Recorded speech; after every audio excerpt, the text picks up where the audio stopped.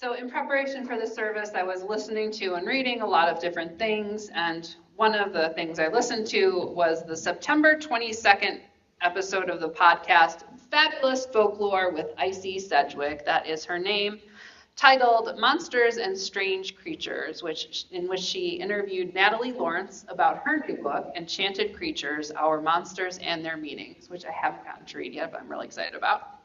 This is a snippet from the podcast. Icy asks, why are we actually drawn to monsters? Even though obviously, clearly, there's many of them you wouldn't want to encounter, we've clearly got some fascination with them. Even people who are like super rational and so on will still have like a favorite monster or something like that. So what is it about them that we just keep going, yes, that? Natalie responds, and I've edited this for coherence and time. So kind of on a surface level, we love stuff that just surprises us. And stories are so often, this is sort of a banal answer, but they're so often shocking in some way. They're super big. They put things together that shouldn't be together. They violate the boundaries that we expect. So they kind of shock our expectations in some way, and that automatically gets our attention. I think often the reason why some monsters last for so long is because they act as cultural carriers for lots of different very important issues or lots of different very important anxieties. So if you look at something like Frankenstein, the new Frankenstein movie just came out. Since Mary Shelley wrote Frankenstein, the creature has been able to morph through all these different versions and carry all sorts of different balances and have all sorts of different meanings depending on what's going on culturally at the time, and that the monster can act as a receptacle for those different meanings. So at any one time, the monsters are kind of the top of the imagination, are going to be the ones that have flexibility and that power to represent things that are really important to us, and things often that we are horrified by and that we can almost not bear to face, but also are kind of morbidly fascinated by. Because they're often parts of our own psyches that we don't really want to directly acknowledge, but they also are things we can't really get away from as well. So the matter that they're made of is both horrifying and like irresistibly attractive to us. I think vampires are a really good example of this. They're kind of horrifying and violent and bloody, but they're also incredibly alluring. It's kind of that mix, that combination is made very explicit with vampires. And they can represent anything you want, really, as well. So if there was any doubt about the relevance of myths and monsters, I would like to introduce you to Taylor Swift. The release of her recent album, The Life of a Showgirl, which is breaking music records and boosting economies around the world, has been welcomed by a German art museum. They have experienced a notable uptick in the number of visitors they've had since the album's debut, thanks to their painting Ophelia by Friedrich Heiser. Ophelia was, of course, Hamlet's beloved who, over the course of that Shakespeare play, goes mad and accidentally drowns. Swift opens the video of the fate of Ophelia with a homage to this painting and brings her back to life, saying that she will not have the same story. I love that Taylor and I were on the same wavelength as we were planning out services and our work for this season. Right? That's what happened. I don't know if myths and monsters were ever not popular as we think about Greek myths and further back the Egyptian myths that were captured on the walls of the pyramids, not to mention indigenous mythology and others that are even older. I suspect that myths and monsters have been with us since the very beginning. But I feel like with the Twilight series in the late aughts, there has been this steady stream of media that have told the stories and myths and monsters even more regularly. I have not yet seen that series, but I have watched a number of pieces in the same categories on Netflix and elsewhere, like A Discovery of Witches and The Order. I've watched the shows Evil, Dead Boy Detectives, and Dark Winds. Other things that have likely fallen off of the radar, and of course,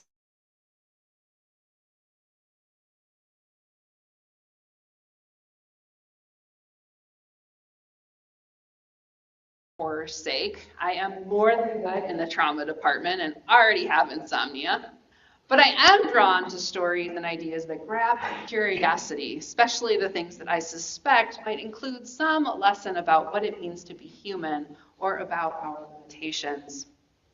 Back in high school, we had to read Edith Hamilton's mythology, and while it was drier than I would have liked, I remember being delighted by the stories, the ways that people imagined the world and how to understand it. Those stories remain a part of our cultural narratives. Back, I think it was over the summer, I watched the series Sirens on Netflix and started getting ideas for a service. It's something that I've wanted to talk about before, but the show that I really want to examine, Black Sails, would require spoilers, so I was glad to have something else to explore. Anybody seen Black Sails? Yeah, it's a lot, but it's so good. Okay. Myths and monsters are meant to teach us as much about ourselves as they are to teach us about the world. They can be taken at face value. They provide their own morals and lessons, but they are even more interesting when we consider how we might interpret our lived experiences using them. So going back to sirens, sirens come from Greek mythology, appearing first in Hamlet's classic The Odyssey. Sirens were creatures, humans, it's unclear, as Homer doesn't really describe them physically, but that their voices are so powerfully mesmerizing and beautiful that they lured sailors to their doom. They were found only on one island, surrounded by cliffs and rocks. The siren song would draw sailors to them, resulting in shipwreck and death. It was never clear if the sirens ate the sailors or not, but perhaps that mystery is part of that allure/repulsion. I want to be careful to try not to share any spoilers, but in the show Sirens, we assume that the sirens are the women, or the one woman in particular, Michaela or Kiki, the one around whom most of the show revolves. This assumption is aided by the show image of three well-dressed made-up women. They even play this haunting and mesmerizing music throughout the show that suggests this. I will only say that the assumption turns out to be incomplete at best, and what viewers are able to understand is that, at least in my interpretation, not only that sirens aren't necessarily women, but they also are not necessarily humans or even creatures. Reinterpreting these myths and stories may seem an unusual choice when we have other literary mechanisms and frames to use, like archetypes and other modes of symbolism. But the choice to use sirens tells us that they still have lessons and ideas that we would benefit from understanding. They continue to live in our cultural psyches and re-emerge when we have new insights and perspectives to explore. The seeds that were planted as we read or watched or heard their stories before have been nurtured in our minds into blossoms, ready to spread new life again. Myths and monsters may be separate, but often are overlapping in their expressions. The Greek gods and goddesses, for example, are a wonderful example of this, often interacting with monstery creatures like centaurs, the minotaur, sirens, and others that often then generate their own myths. Myths and monsters, both or all, are products of something fundamentally human, that we are meaning-seeking, meaning-making, storytelling creatures. When we have trouble making sense of the world, of what we have seen, heard, sensed, we may find ourselves creating stories to help us find our way. They may not fit into the framework we have used to interpret that experience or what we experience, and so we immediately label them as other. This othering, not unlike the othering I've brought up in recent past services, is complex. It both distinguishes us versus them, but in the othering exoticizes the other. This creates the state of that allure/repulsion, almost like when magnets come into proximity, one side drawing to and the other side pushing from. Kind of like the way most people, when passing a traffic accident, have to slow down and look, even when it's upsetting, like we cannot turn away. We have been telling stories as long as we have been communicating, and I imagine even long before language, with images and gestures. Myths and monsters teach, convey morals, offer warnings and lessons about safety, and teach us about humility by reminding us of our place, that we don't understand everything, that the world can be lonely and scary, and it's always better to go together through this life. Myths and monsters can also be a form of entertainment, but are often rooted in some experience. Think about the use of ghost stories, which may be based on urban legends. Similarly, myths and monsters may have been used for a time as a way to communicate status differences, like the very rich or the very poor, or from sailors or people who could afford to travel when that was a much more difficult adventure. Having novel experiences that defy our understanding of what we know of the world might be a way to communicate wealth or worldliness. Which leads to another reason we love myths and monsters. They help teach us about ourselves and our place in the world. Maybe part of the reason the story Little Red Riding Hood or Hansel and Gretel gets shared by parents is to deter their children from wandering off. We invoke the image of Persephone, the Greek goddess who embodies the truth that life and death are so inextricably bound that they are honored in one spirit. We tell tales of Dracula when we are so awestruck about being alive that we covet immortality, to try to give us just a little bit more time to love the world and watch humanity's story unfold some more. Superman embodies our desire to fly and put our strength and power to use serving the good. The Wendigo, a cannibalistic creature of indigenous tribes origin, especially around the Great Lakes region where I'm from, reminds us that unchecked greed is destructive to oneself and others. Sometimes we construct them when we don't understand something or when something is unexplainable to our current knowledge. Vampire stories, I've learned, for example, were begun likely in part for a few reasons. The bodies weren't decomposing the way that they were expected to for reasons that couldn't be explained. Because people were occasionally buried when they were thought to be dead but were actually not. And because people had certain medical conditions. Rabies and tuberculosis can evidently have symptoms that we would now attribute to vampirism. Myths and monsters can also give us an experimental, if fictional, playground, a way to explore what it means to be human or a living creature and to be in relationship with the world and each other. The Greek and Roman gods and goddesses explore power and powers, family, marriage, the 7 deadly sins, generosity, altruism, just like the people who told their stories then and now. And just like how we write novels and plays and movie scripts and things to explore how an idea might play out or what it would take for a character to change, the Greeks had these ready-made characters who would do the same. Or we could take the Addams family. All the characters are human, but more. Apart from their unusual preferences, they are still family. They love each other in their distinctive ways.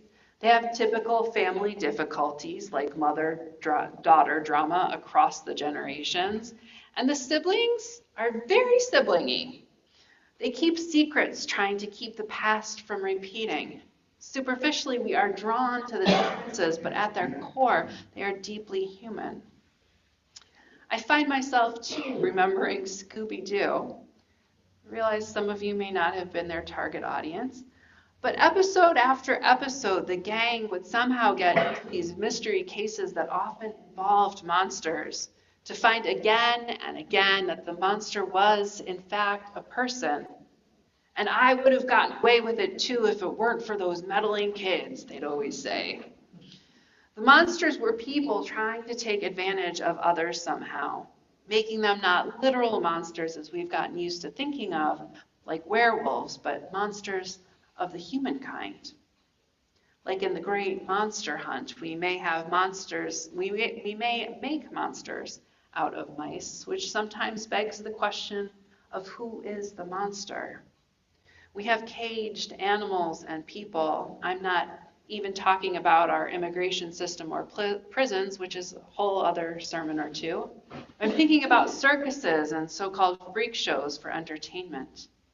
There's a reason fictional characters are always trying to keep people or creatures who are exceptional somehow away from others, including the government, because we as a species have a history of taking possession of things and people, removing their rights and subjecting them to all sorts of behavior we would be ashamed of if we knew about it. Sometimes we ourselves become the monsters by the things we say or don't say, when breaking the silence would have offered a better outcome. We lose our integrity and morality with a choice that sends us in an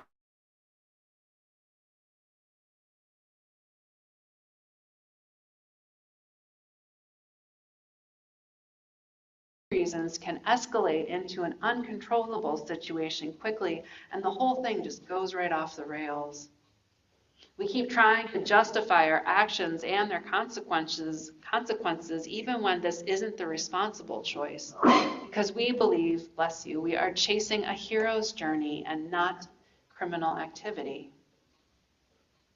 Our theme this month has been cultivating compassion, and so my final thoughts are these. What can we learn from myths and monsters to be more compassionate? I find we tend to either be more compassionate with ourselves versus others, or more compassionate with others versus ourselves. How might we practice more equitable and generous compassion with everyone to keep ourselves from becoming the monsters we fear? Sometimes because our beliefs or peer pressure, or we're driven by fear, or for whatever reason, we come to ostracize each other and make each other lonely, when our actions aren't so egregious that they actually cause greater harm. We end up with the Salem witch trials, which burned mostly women at the stake or drowned them when they had done nothing more wrong than perhaps disrupting the social order or upsetting the wrong person. Who were the real monsters in that era? Fear and allure of power are a potent combination, sometimes resulting in us becoming our worst selves instead of our best selves. We may believe we are seeking to become heroes, but heroes are not driven by fear and contempt. They are driven by courage, community, and at times compassion.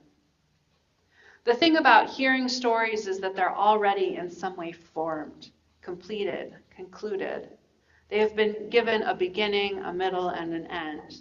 They have been assigned meaning, however incomplete or questionable it may be. They are tied with a bow and ready for sharing. But what if they aren't done? What if the end isn't the end?